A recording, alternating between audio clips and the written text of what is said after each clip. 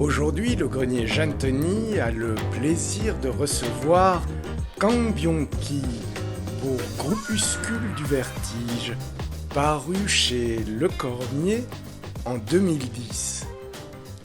Un entretien mené pour vous par la délicieuse Viviane Tam-Laroy, accompagnée de l'auteur aux lectures. Donc moi j'ai le tout grand plaisir de vous présenter en fait mon voisin, Benoît, ou son nom coréen, donc tu préfères Benoît. Donc on s'est croisés il n'y a pas si longtemps que ça dans les Marolles et on s'est dit tu fais de la poésie, moi je fais Baba m'a déjà interpellé pour faire des petites chroniques, faisons le match. C'est ce que nous avons fait. Donc j'ai lu pour vous, donc j'ai fait donc une chronique aussi de son livre, de Groupuscule de Vertige, qui est sorti, c'est ton deuxième opus déjà. Oui. Le troisième donc Ce sera pour bientôt. Pour bientôt, puisque tu l'as déjà envoyé chez l'éditeur. Alors moi, la spécificité pour moi de ce second opus, tu me corriges s'il y a un problème, donc c'est une poésie que moi j'ai qualifiée d'hypnotique, puisque c'est une poésie qu'on lit à flux continu, même si ce sont des phrases. Donc si vous avez envie, je vais le faire passer, comme ça vous verrez un peu comment ça se présente dans son livre. Et vous verrez aussi que c'est un livre fait, qu'il faut ouvrir aussi. Donc c'est encore à l'ancienne, il faut l'ouvrir avec un coup de papier. Donc c'est tout le charme un peu de ce type de poésie.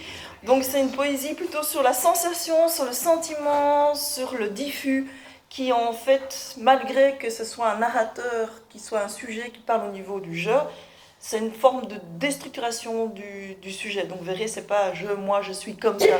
Donc c'est pour ça que quand on m'a demandé de faire l'exercice, de poser des questions, je me suis dit, oui, je vais peut-être me retrouver à contre-courant par rapport à ce que tu as fait, puisque toi, c'est quelque part, c'est déstructurer le sujet. Et moi, en te posant des questions, quelque part, je te demande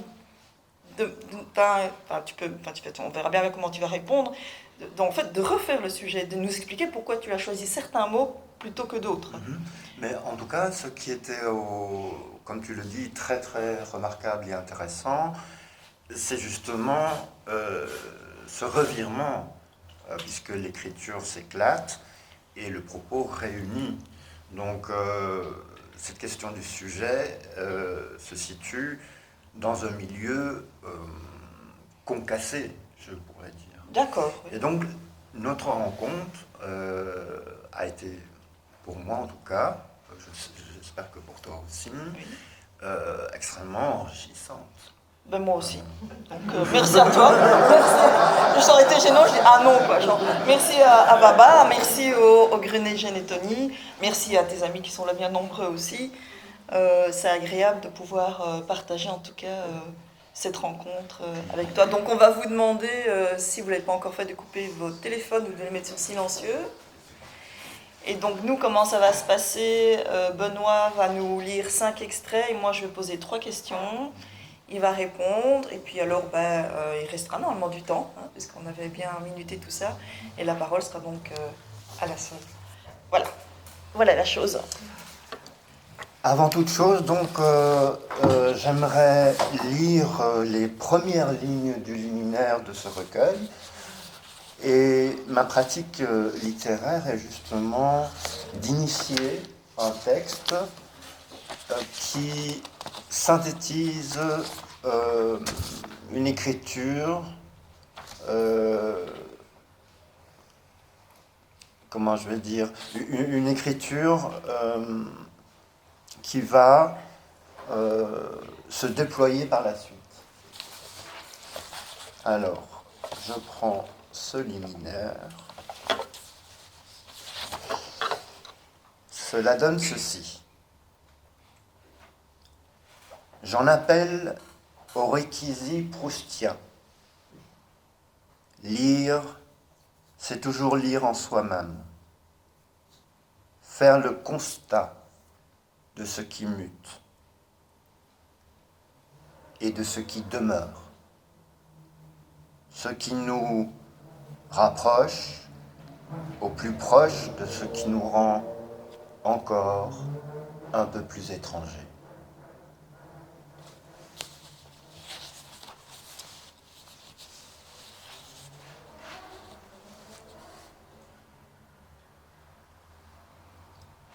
J'entends le cliquetis des bègues qui se massent en foule, rouillés de cette rouille d'un verrou obturé. Mais cavalcadant si sourd aux peurs poreuses et aux peurs partisanes, je n'ai pas la puissance d'être moi mon esprit, aussi marmoréen que du roc colporté, clos par l'œil qui l'ourle, en tenant si bien compte des tenues de ma mort et de la mue menue du mordier de mes tracts. Par effet de taillade et par filament d'or, je contemple les dépouilles démises, et je racle et je griffe en ce sens sidéré, pubescent et cruel, la naissance du miroir et le geste de plaire. En ce site adultère d'une vision d'horreur, de se voir si traqué au visage d'être vu, le portement au nu d'une mort, d'une vie, s'en retourne au linceul, comme pour tout simulacre. Et le bouffon des souffles claque au vent des suaires. Et au nombre des pertes. C'est autour vautour des charognes et des chairs, s'éveillant constellés aux défaites et aux larmes, c'est par la fulgurance d'une lumière si âcre, c'est sur tous les visages et sur les peaux païennes. C'est célébrant le culte des 1000 peurs solaires que je suis satellite d'une vie calcinée.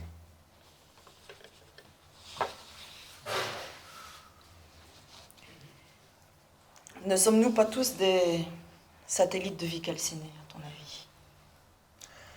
Alors avant toute chose, il faut savoir de quoi parler. On peut rentrer dans le monisme tautologique en disant que la vie équivaut à la vie, sans rien dire de plus ni de moins. Si l'on rentre un peu plus dans les détails, on peut se référer à Fitzgerald, lequel dit que la vie est un long processus de démolition. Vision implacable. Ça évoque, bien entendu, la souffrance.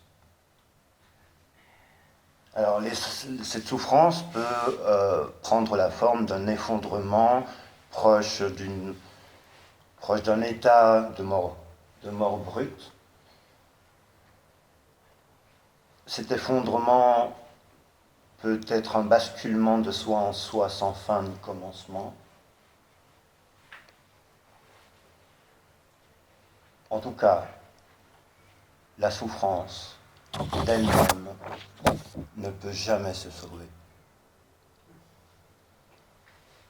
Il y a l'autre point de vue, plus réjouissant, c'est le point de vue de Deleuze, extrêmement influencé par Henri Bergson, qu'il va concevoir le concept, excusez-moi, il va concevoir la notion de vitalisme sur base d'une puissance de vie extraordinaire. Et comme métaphore, je prendrais tout simplement la métaphore de l'arbre qui croît jusqu'au ciel, qui cycliquement se renouvelle et dégage une énergie presque immortelle. Alors on peut se dire qu'il y a peut-être ambivalence entre la vie et la mort.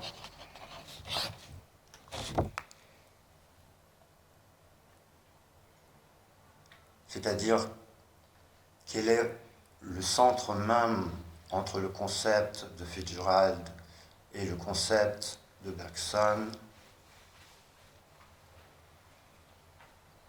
Pourquoi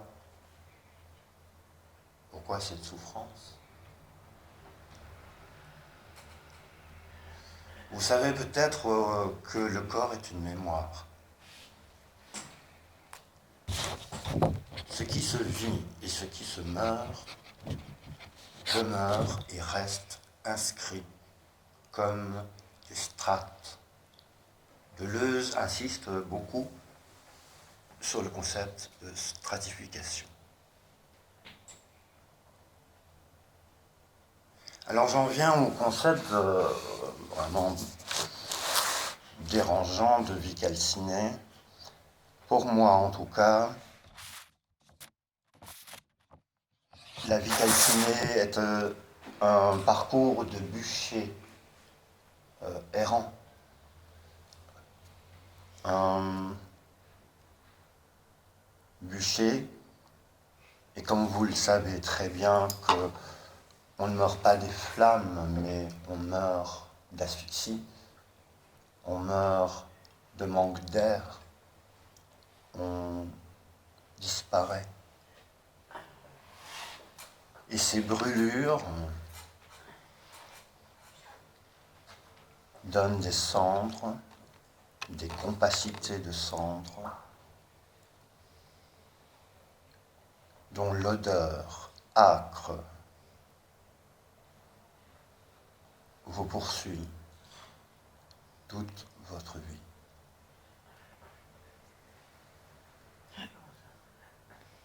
Oui, mais pour moi, c'est assez clair. Ouais. Du coup, je comprends mieux les deux extraits que tu as lus précédemment. Quelque part, moi, je vois une sorte d'incarnation dans tes mots et dans ton flot de paroles de ce qu'on appelle chez les Grecs anciens de l'éros et du thanatos, de la pulsion de vie et de la pulsion de mort. Et ouais, effectivement, la pulsion de mort, chez les Grecs anciens, dans les mythologies, ça a toujours été symbolisé par des dieux du feu, donc ouais. Et j'ajouterais, Tam, que j'irais jusqu'à dire que nous ne savons pas si nous sommes vivants ou si nous sommes morts, en réalité. Et donc, c'est une question et une recherche dont la réponse ne nous appartient pas. Oui. Est-ce que vous avez, vous, déjà envie de réagir par rapport à cette première interrogation? Pardon. En fait, ça m'intéresse de vous entendre parler et ça résonne en moi parce que moi-même je passe super bien pour le moment. Et en fait, ça m'a amené une réflexion. C'est quelque chose que peut-être je connais bien ici, mais à part ça, je connais personne, donc je ne sais pas la définition. Moi, je suis relativement versé dans le bouddhisme. Et en fait, peut-être ça rejoint cette question de pulsion de mort, mais je pense que nous sommes faits d'une manière telle qu'on prend un plaisir inconscient à triturer notre souffrance chérie. Et se dégager de ce plaisir, ça demande un effort considérable. Parce que ça nous donne un sentiment d'existence et ça légitime, grosso modo, l'idée qu'on se fait sur soi-même, comme étant un personnage en souffrance. Je comprends votre question. Vous avez encore... Ah oui, encore une question. Et donc, en fait, je pense que les bouddhistes ils sont relativement bien conscients de ça. Ils partent du principe qu'en fait, cette joie qu'on prend à s'auto-triturer et à examiner notre souffrance et à en faire écho autour de nous, c'est une sorte de mauvaise habitude. Pas mauvais au sens de jugement moral, bon versus mauvais, mais mauvaise habitude dans le sens que ça ne fait pas du bien. Et donc, on revient peut-être en fin de compte à la question du choix souverain qu'on a de décider d'arrêter de s'auto-analyser quand on perçoit que ce n'est pas spécialement bon pour nous. Et ça peut se faire à travers plein de techniques, mais c'est peut-être le seul marqueur sur lequel je voulais insister, c'est qu'il n'y a pas de fatalité à ça en fait. C'est une question de choix aussi. Je comprends tout à fait votre question et je vais la diviser en deux. C'est-à-dire que ce que j'appellerai encore par la suite le concept psychanalytique de plainte névrosée. Il s'agit bien de personnes malades qui, à travers la plainte perpétuelle, se remémorent un trauma qu'ils refusent de résoudre. Ouais, qui sont peur, qui refusent pas. Voilà. Alors, la souffrance, Je vous oui. ai vu, je vous ai vu. Est-ce que vous connaissez... Fini. Oui, finissez.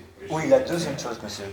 La deuxième chose, c'est que cela me fait écho aussi par rapport à ce livre-ci, Groupuscule du vertige. Je pense que tout est à comprendre, comme Tam vous l'a dit tout à l'heure. C'est la notion de sujet à travers ce livre. Ça ne parle pas de souffrance. Ce livre ne parle pas de souffrance, il parle d'un sujet, de la fonction sujet. Et donc c'est très important. Alors, je vous ai répondu selon une partie, je vous ai évoqué aussi mon statut par rapport à ce livre. Bien entendu, oui, effectivement, si vous restez coincé et coagulé dans quelque chose que vous refusez de résoudre, vous n'en avez jamais fini. Oui, tout peut-être, je ne sais pas, hein, puis je passe le micro à quelqu'un d'autre, mais peut-être la question, c'est qu'au final, il faut faire le pari d'oser alors être heureux, être joyeux, chercher la joie, la simplicité, que sais-je, peut-être différentes étiquettes, mais... Mais la joie n'est pas le produit d'une volonté. Je m'en pardon ? La joie n'est pas le produit d'une volonté. Elle est une sorte d'innéité acquise, d'innéité innée. Donc ce n'est pas de manière abstraite qu'on la fabrique et qu'on la constitue. Donc, oui, c'est tout le paradoxe entre la souffrance et la joie. Mais peut-être, si la joie n'est pas le produit d'une volonté, peut-être le lâcher-prise est le produit d'une volonté, et le lâcher-prise permet d'atteindre la joie. N'est-ce pas ? Je me méfie beaucoup de cette notion-là, monsieur. Je comprends. Mais lâcher-prise, ça veut dire décider d'arrêter de s'auto-analyser, peut-être ? Vous l'appropriez comme... Oui, non, peut-être je me trompe, je n'ai pas de solution miracle. Non. Mais Donc monsieur avait aussi posé une question. Écoutez, ce que vous dites m'émeut très très fort. Je vous dis pourquoi. Ici, nous avons l'Europe, nous avons la pensée asiatique magnifique, et nous sommes tous des êtres humains, je dirais pas, je parlerai de la forme humaine. Et en Occident, en 1901, il y a eu la création de la psychanalyse, et parmi ces psychanalystes, il y avait Carl Gustav Jung, qui a écrit L'homme à la découverte de son âme, d'accord? Et dans ce livre-là, il parle non pas de l'intelligence, non pas, il parle du tréfonds de la nature humaine, au-delà du moi, au-delà du conscient surtout, au-delà de l'inconscient et uniquement du tréfonds qu'il appelle le soi, le selbst. Oui, il appelle ça les paradigmes, les archétypes,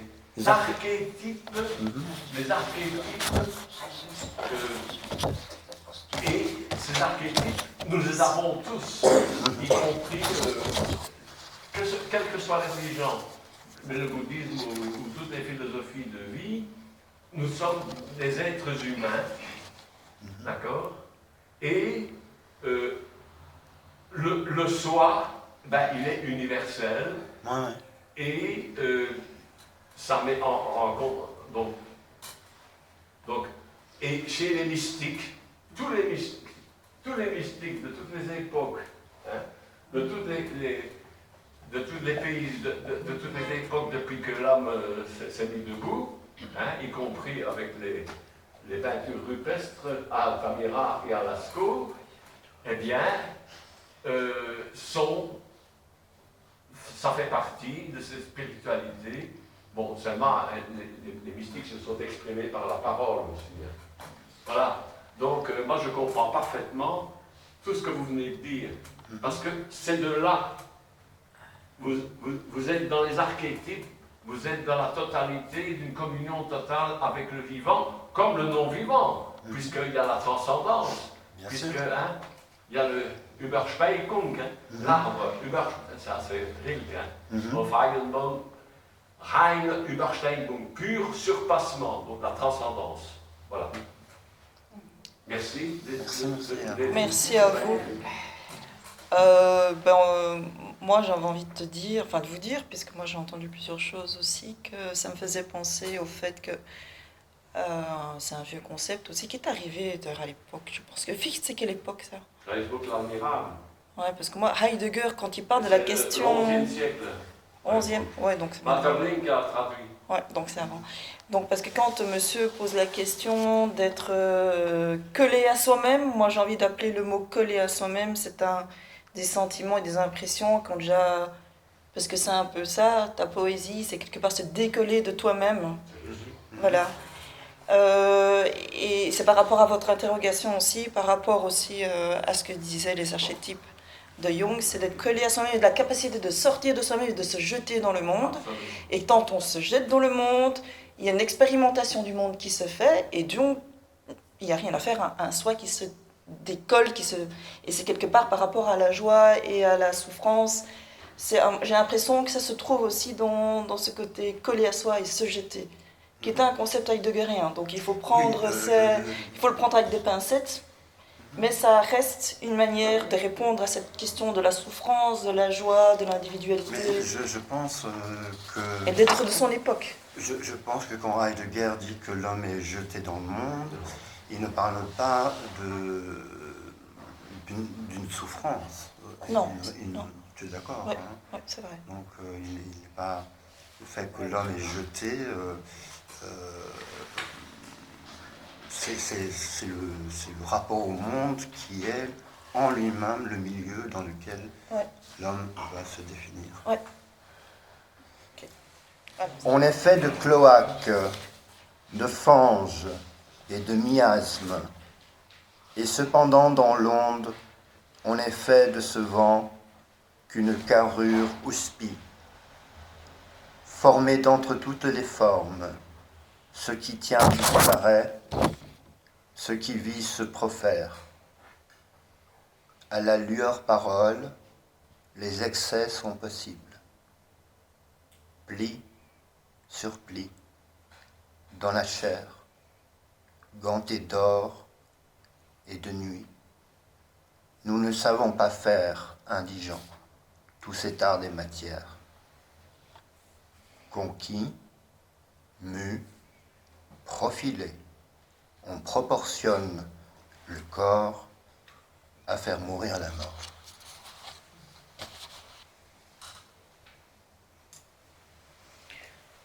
Oui, donc du coup, ma seconde question a beaucoup de lien avec la première, je me rends compte. C'est un peu à quoi ressemble la mort? Quelle est l'incarnation de la mort? Tu veux dire le hors Le la corps, mort? oui, pardon, Oui. hors la mort, pardon, le corps de la mort, du coup, puisqu'on a parlé d'incarnation d'Eros et du Thanatos. Donc voilà, c'est le même questionnement. Comment s'incarne alors cet hors la mort? Découpons ta question en deux, si tu veux bien. La première chose, c'est qu'est-ce que j'entends et qu'est-ce que j'évoque par le hors la mort, qui est une couche et une sous-couche d'un texte qui est lui-même un hypertexte. Et ce hors la mort, ce n'est pas un lieu, ce n'est pas un environnement, bien sûr. Et j'aimerais faire un petit détour en astrophysique. Quand on sait que l'univers, c'est-à-dire le Big Bang, date d'il y a 13,5 milliards d'années, tout en démontrant, donc ça c'est Planck, Max Planck a démontré que au-delà de 10 exposant moins 43 secondes, on ne peut rien dire de l'origine de l'univers. Donc ça c'est ce que j'appellerais un premier infini. Le deuxième infini, c'est le Soleil. Le Soleil, dans 4,5 milliards d'années, va mourir, entre guillemets, devenir une naine blanche et un trou noir. Ça, c'est les deux extrêmes de l'infini. Il est évident que maintenant, pour la plupart des astrophysiciens, l'univers est plat. Et il est en expansion lente. Mais composé de quoi? De vide. Alors, la question est effrayante, évidemment, et elle est beaucoup plus effrayante que quand Blaise Pascal regardait le ciel étoilé et se demandait quelle était la meilleure des positions par rapport à l'existence de Dieu ou non. Alors, je continuerai en disant que par rapport à ces deux infinis, ma conviction personnelle, c'est que l'univers est le produit d'un jet statistique. Qu'est-ce que ça veut dire? Ce n'est pas le hasard, ce n'est pas un coup de dé. Le jet statistique signifie qu'il s'agit bien d'une erreur tronquée. Alors l'idée même de ce jet statistique laisse, non pas rêveur, mais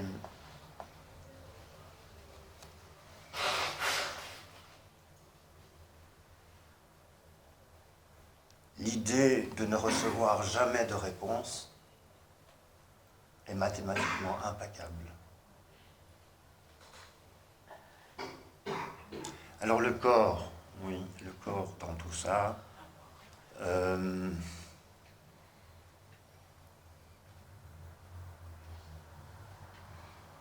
pense que je vais rester dans le domaine des sciences. C'est que le système neurocognitif produit des illusions colossales sur le simple fait d'être unitaire physiquement. Donc, le dépareillement qui est souvent perceptible, le dépareillement est réuni par l'appareil psychoneurocognitif et redonne une chance au corps de vivre selon ses 5 sens. Mais c'est une illusion. Il n'y a pas de corps alors dans l'os quelque part. La Parce forme qu'il humaine, elle remonte à combien d'après Oui. vous, par rapport au Big Bang? il est fragmenté. La Moi, la paléontologie remonte. C'est à moins de un peu plus que 100 millions d'années. Ce qui est infime par rapport au Big Bang. Hein?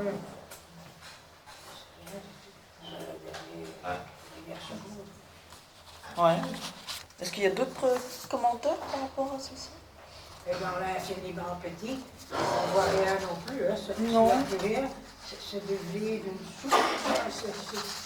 C'est la même chose. En grand, dans le cosmos, mais en petit, on ne trouve plus rien.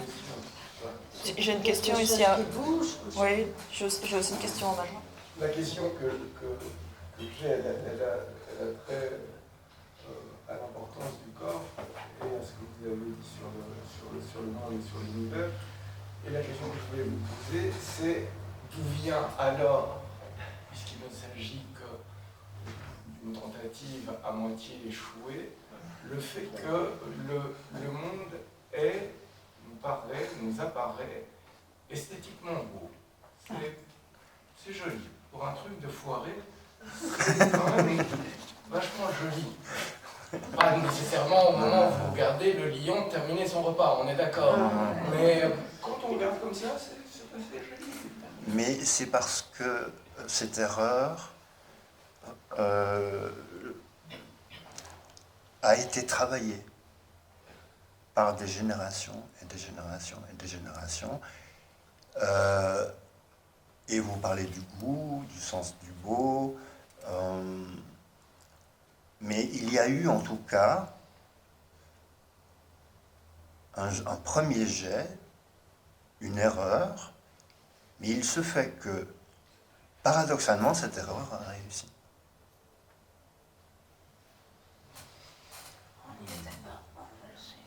Oui, Oui. je suis Oui, d'accord, oui, oui. elle a parfaitement réussi. Oui. Il se trouve que pour trouver quelque chose de beau, par exemple, mes sens, ma vue sont assez indispensables, et qu'il y aurait dû y avoir un paysage tout à fait magnifique et personne ne s'en rendait compte.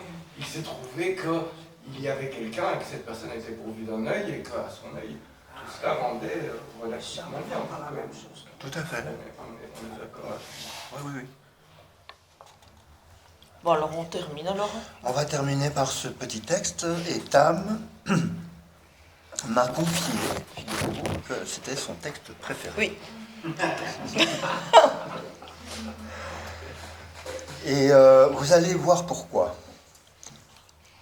Le possible probable de l'invention du rêve se bataille l'illusion de nous faire croire encore.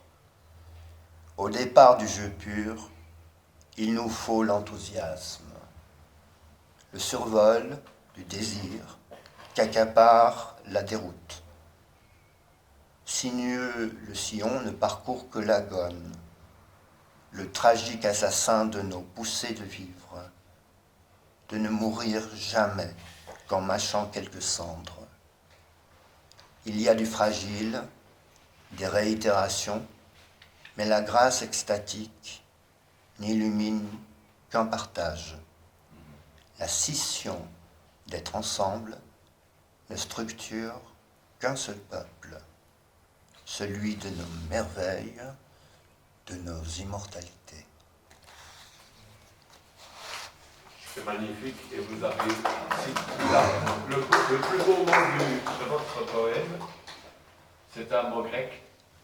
Enthousiasme, ça veut dire jeu à l'intérieur de nous. C'est du grec? Oui. Parlez à un philologue.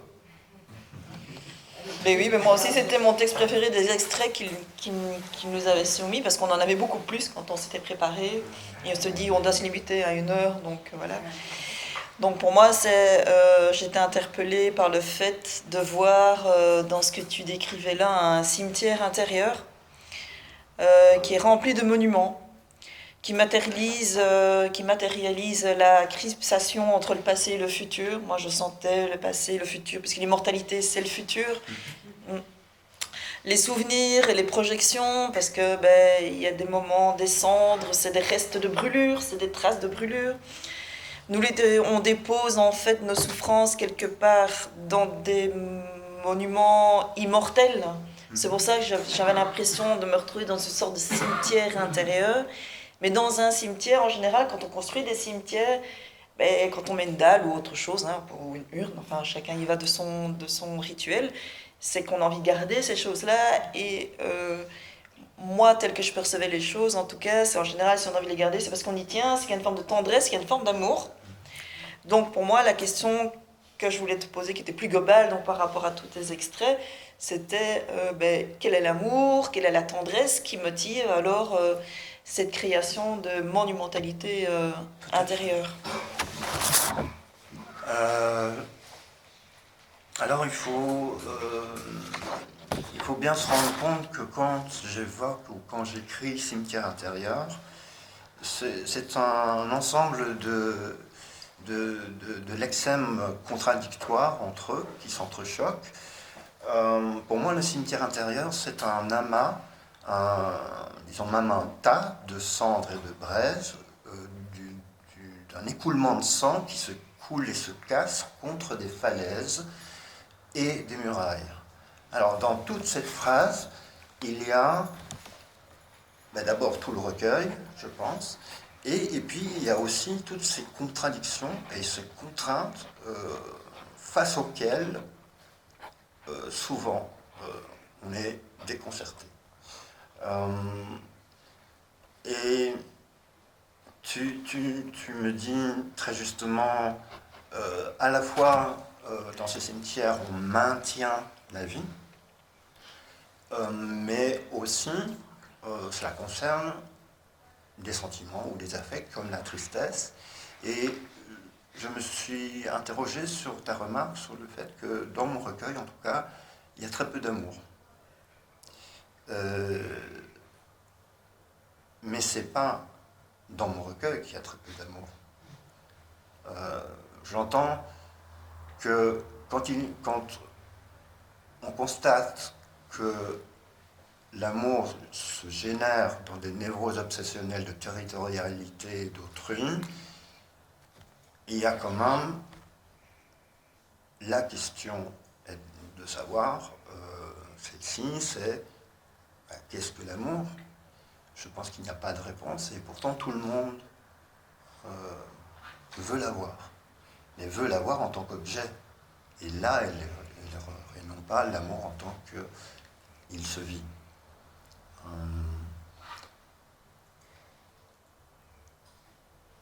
Et ton autre question, c'était quoi? J'ai l'impression qu'il y en avait qu'une, mais je n'avais pas qu'une là, la question là. Quoi, la question 3. Ah oui, oui. Oui. Quel est le moteur de tes voilà, immortalités? Voilà, oui, c'est tout ça, à fait. voilà. Mais- Excuse-moi. Oui, oui, oui. Eh bien, je pense que là, on va bientôt clôturer. Hein. Je pense que dans ce texte est quand même très très important dans ce livre et pour moi-même, parce que, bien sûr, ce que vous avez pu constater, c'est que ce livre est estropié. Du début jusqu'à la fin. Et je me suis posé la question, en rédigeant ce dernier texte, est-ce que je vais donner de l'espoir ou pas? Et j'ai fait le choix de faire appel à la liberté, à la masse absolue, à l'interdit de la clôture. Et je me suis dit que c'était peut-être l'occasion de terminer en faisant appel aux idéaux de noblesse. Oui, moi ça me convient tout à fait, je trouve ça magnifique. Oui. Est-ce que il y a d'autres personnes qui... Merci beaucoup de moi. Je suis vraiment contente d'être là parce que c'était très très beau de t'écouter lire, d'écouter la façon dont tu parlais de ton travail et la façon dont tu parlais du texte. Je trouvais ça très très beau. Merci beaucoup. Et je suis sûre que tout le monde le pense. Et du coup, j'ai quand même une question plutôt par rapport à la pratique de l'écriture, Oui. par rapport à ta pratique. Donc, où est-ce que tu te situes, toi, quand tu as écrit ce texte? Comment vivais-tu peut-être ce sujet, non-sujet? Oui, oui, je vois. Ouais. En réalité, je me suis évoqué le concept de Zebst, jungien, qui est lui-même lié aux archétypes, Ouais. mais je pense que nous sommes tous reliés aux archétypes. Et donc, un écrivain, un poète, un artiste, un peintre, l'arché est vraiment l'an de ça, c'est une énergie, un potentiel à actualiser en termes de... C'est vraiment ce potentiel. Je me demande si on ne devrait pas expliquer ce que c'est un archétype. Pardon? Il faut... Et je me demande si on ne devrait pas expliquer ce que c'est un archétype pour être sûr il y a qu'on dix- part il y a tous dix- sur la même base, en Si, fait. si. Il y a 10 pages, il faut lire L'homme à la découverte de son âme de Paul Hugo. Et alors il explique ça en 3 pages. Je vais ajouter un commentaire par rapport à ce que je viens de dire. Alors du coup, ça veut dire que tu te considères, entre guillemets, comme une sorte de réceptacle? Si tu veux, oui. Oui, c'est ça, ok. Mais je réponds à Tam. Ouais. En fait, en termes simples, l'archétype est un principe premier qui est fondateur d'un événement. Voilà. Ça, c'est l'archétype. C'est ça le truc simple. C'est parce que pour être sûr qu'on soit tous au même niveau. Est-ce que vous avez envie de réagir? Une réflexion?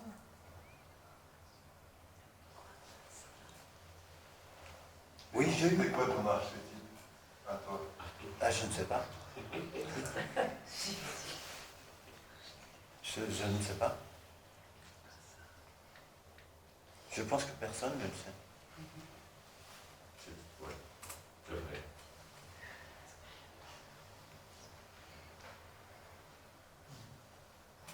Personne d'autre? Personne ne le sait, mais tout le monde veut atteindre. Oui, Je cherche quelque part. Ouais. Elle le cherche. Oui. on est dans le questionnement tout le temps. Ouais, c'est ça. Ouais. Inspiration. Mystère, Les boules de avant gomme. le fréquent. Eh bien, grand merci.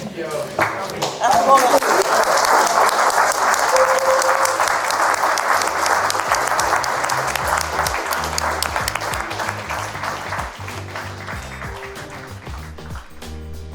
Eh bien, mon cher Kang Byung-ki, je vous fais gré de nous avoir gratifié de cet entretien et pour vous remercier de votre participation à ces masques et la plume, cette rose qui ne devrait être pour vous qu'une pierre de Ronsard.